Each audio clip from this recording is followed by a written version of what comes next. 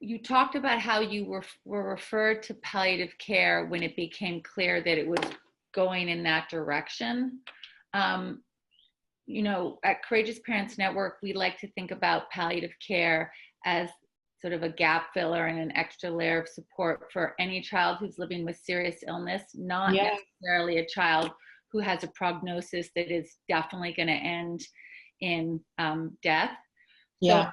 I'm curious whether, now that once you had, well, first of all, I'd love to know what some of those palliative conversations looked like. Who were the palliative care people?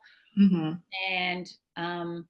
And whether you think it would have been appropriate for palliative care to have been introduced sooner in her care, if that would have been helpful to you and your husband, if palliative Yeah. care had been introduced sooner, because you were already dealing with extraordinary medical complexity, Right. really around, Yeah. the decision to have a feeding tube, which probably in her case was a bit of a no-brainer, Mm-hmm.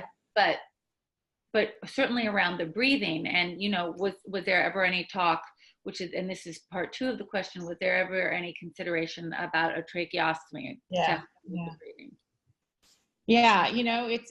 It's interesting. I didn't even know what palliative medicine was, being kind of a doctor. I thought of it as, well, she may need hospice, and that's when you come in. I didn't know that it's something that you could and should use early on, anytime you have a serious diagnosis. So I don't know for a fact. I don't know how robust those services are or were at the time. I suspect maybe they weren't, and maybe that's why it wasn't offered. I honestly did not know that it was an option or what it was. And I think that if I had, I've thought about what my response would be if I was offered that early. And on the one hand, I could see like how it would really upset me, because I was, for such a long time, I was all like, we're doing everything medically we can. We're just gonna, we're gonna do everything perfectly, and just give me more to do, because we'll do it. And we'll, if it's gonna make her be healthy, then we'll do it. And I wouldn't want to think about the worst case scenario. So part of me thinks that maybe I would have been scared and maybe even mad if someone had offered that.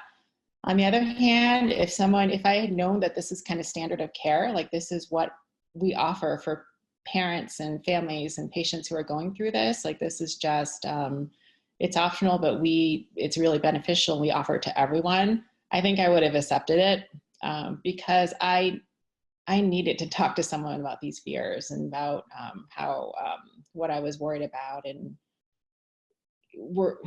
what the different scenarios could be, because like those were keeping me up at night, and I had no outlet. So I think we would have benefited from that early on, because those decisions you're asking about, I guess on the one hand, again, the double-edged sword of being a doctor, like I was already thinking about those things. So I guess I was ahead up, leg up for most people, or whatever the phrase is.